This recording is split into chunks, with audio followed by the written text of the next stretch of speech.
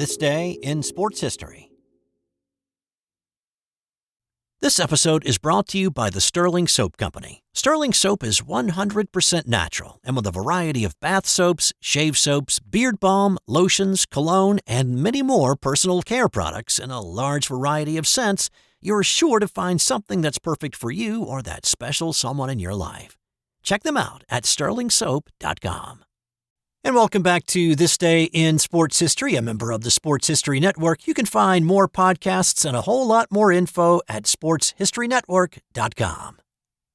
It's May 7th, and this day was pretty heavy on comebacks and miraculous endings in the NBA playoffs through the years, but let's start off with something completely different. On this day in 2002, Allen Iverson was asked about practice.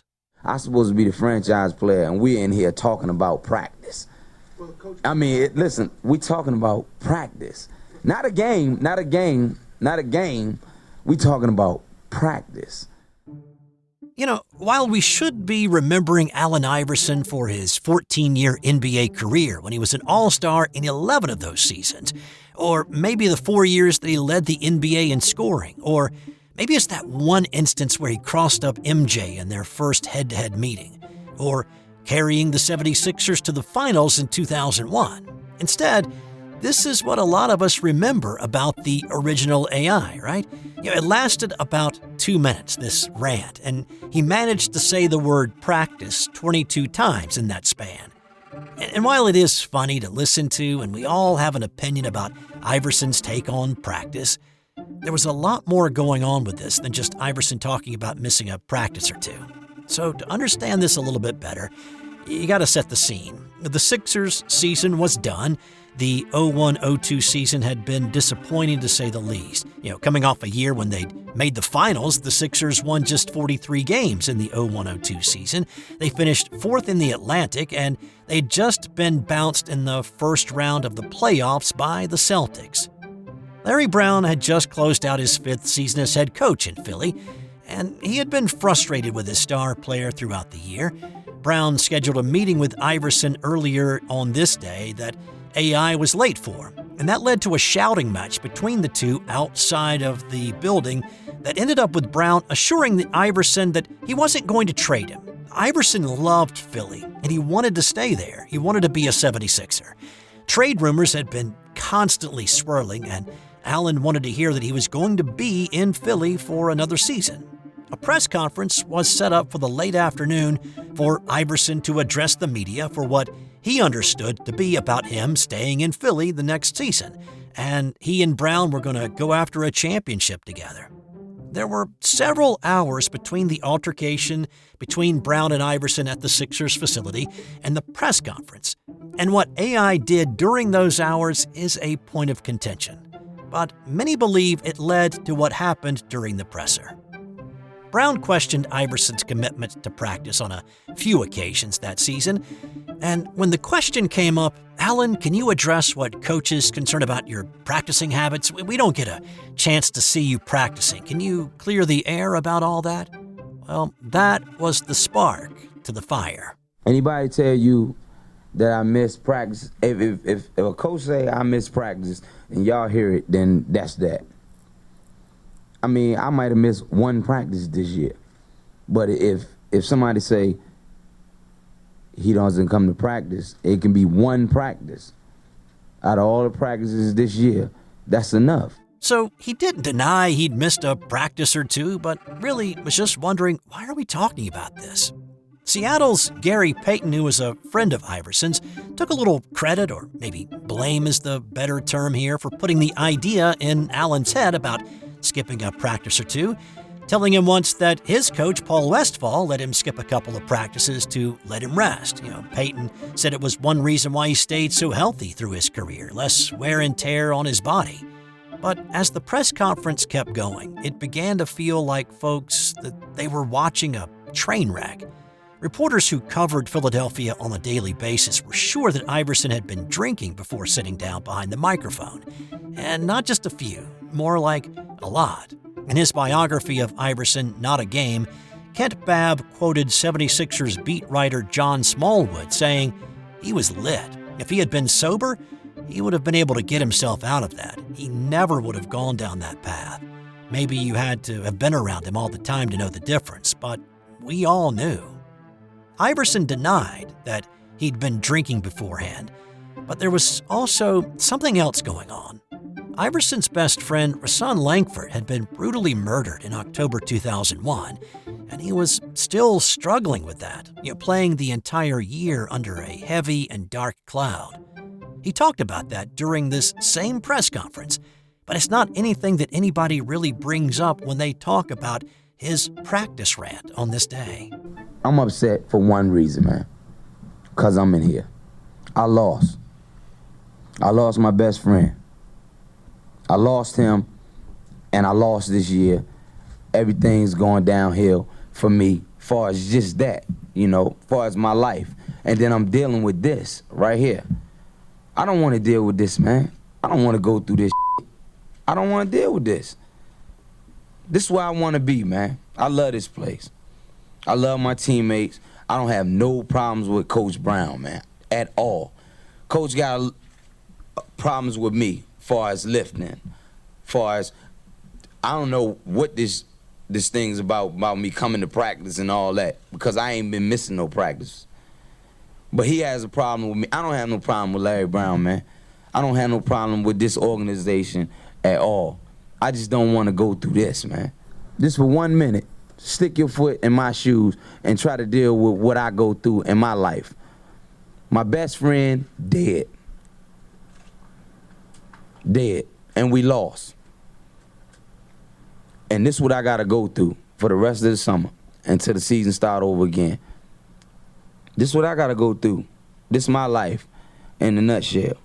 The entire press conference lasted more than 30 minutes, but it seems that all we've ever focused on since it happened, or cared about, are those 2 minutes when he talked about practice.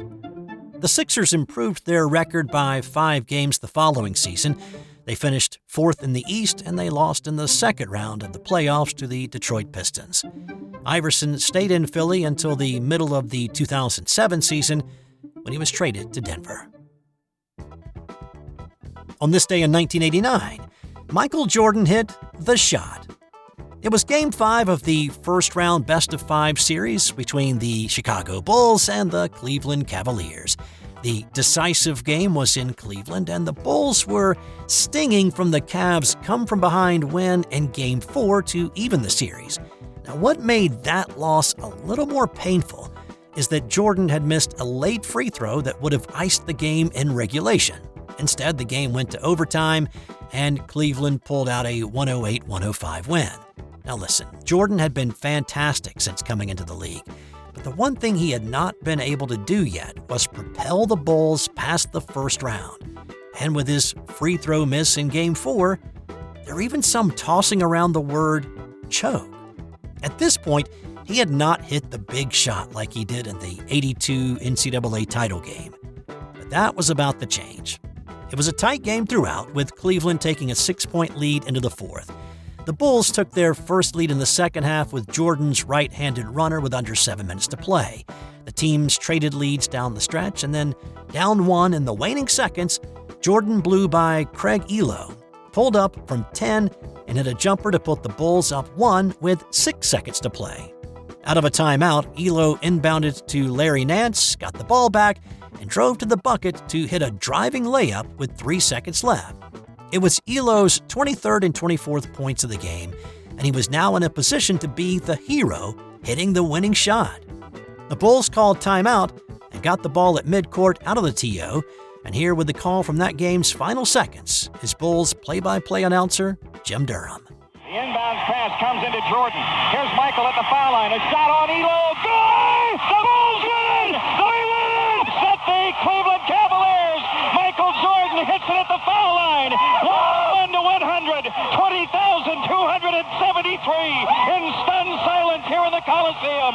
Michael Jordan with 44 points in a game hit the shot over Craig Ehlo. What tremendous heroics we have had in Game 5 from both teams. What a spectacular series this has been in my days in the NBA. 16 years. Greatest series I've ever seen. Jordan's jubilation after hitting that shot has now become iconic as he pumped his fists into the air. A few minutes later, he talked about the shot that he had just hit. Once I got the ball, I just penetrated. I went up. Ehlo came over to try to block the shot. I hesitated. I don't know how I did it, but I hesitated and I shot the basketball and made it. Jordan led all scorers with 44 points. He also had 9 rebounds and 6 assists. The Bulls went on to beat the Knicks in the second round before being eliminated by Detroit in the Eastern Conference Finals. So from that high moment in Jordan's career to one of his lowest on the basketball court. On this day in 1995, it was Game 1 of the Bulls playoff series with the Orlando Magic. Orlando was the top seed in the East with Shaq and Penny Hardaway leading the way.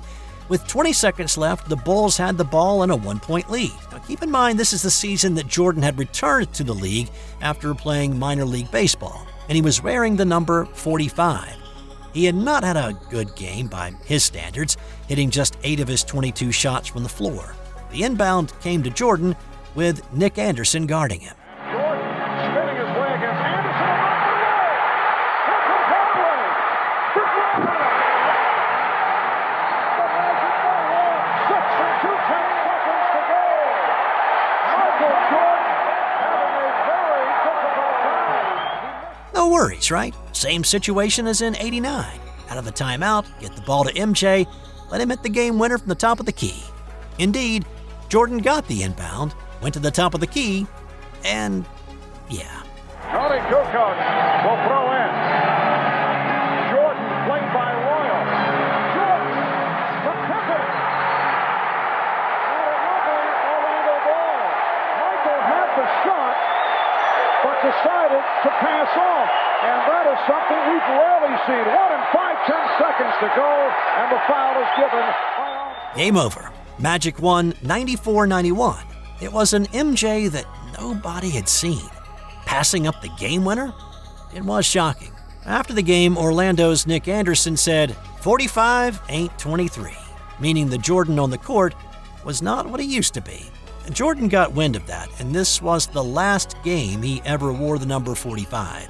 In Game 2, he came out wearing number 23, which was a violation at the time, and he happily paid the $25,000 fine as the Bulls won Game 2 but eventually lost the series. However, as was typical with MJ throughout his career, he never forgot an insult. He took his revenge in the Eastern Conference Finals the following year when Chicago swept Orlando in 4 straight. On that same day in New York, Reggie Miller pulled off one of the greatest comebacks in NBA history by himself. It was Miller's Indiana Pacers and the Knicks in Game 1 of their playoff series. Down 6 with 18.7 seconds to play, it seemed as if the Pacers were done and dusted. But Miller had some cleaning up of his own to do. Miller for 3, and he got it. Reggie Miller with a clutch tray, and it's 105-102. And a steal. Miller retreats to the three-point line and hits again. Tie game. Game tied at 105 with 13.2 to play.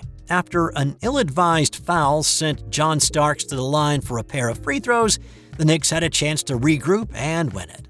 Instead, Starks missed the first, and then a make is okay for the Pacers. Starks misses. Batted around. Ewing has it. His shot, no good. Reggie Miller the rebound and a foul with 7.5 seconds. Miller went to the other end, hit a pair of free throws, and then played defense on Greg Anthony, forcing him to cough up the ball, and time ran out. In a matter of 18.7 seconds, well, really 9 seconds, Miller had scored 8 points and turned a 6-point deficit into a 2-point Pacers win. It was a crucial win for Indiana. They lost the next 3 games before rallying to beat the Knicks in 7 to advance. On this day in 1957, a scary play nearly ended the careers of 2 baseball players. The Cleveland Indians were playing the New York Yankees. The Indians had the hard-throwing lefty Herb Score on the mound. Score threw a pitch to Gil McDougald, who hit a sharp line drive right back through the box, hitting Score in his right eye. Score's eye gushed with blood, and he was blind in both eyes, and he nearly lost his right one. McDougald was nearly inconsolable after the accident, telling teammates, coaches, and the media that if Score lost his eye because of his hit, he was quitting the game. Score eventually regained his sight in both eyes, but it took a full year for him to recover enough to return to the mound. Players noticed a difference, though, saying he just wasn't the same pitcher. Prior to the injury, he had been an all-star with an ERA below 3 each year. After he came back, he pitched another 6 seasons, but he was never an all-star again, and his ERA was in the mid-3s to 4s, and he struggled with his control. Score blamed his arm for the issues he had, not his sight or his confidence. And this is one of those what-if moments, as in, what if this had not happened? According to teammates and guys who played against him, Score was on a definitive path to Cooperstown. Teammate Bob Feller said Score would have been one of the best lefties ever to play the game. And time now for today's That's Got Nothing to Do with Sports fun fact. If you would like to guess what color a hen's eggs are going to be, look at her earlobes. Chickens with white earlobes tend to produce white eggs. Those hens also tend to have lighter feathers. Chickens with dark earlobes produce brown shaded eggs.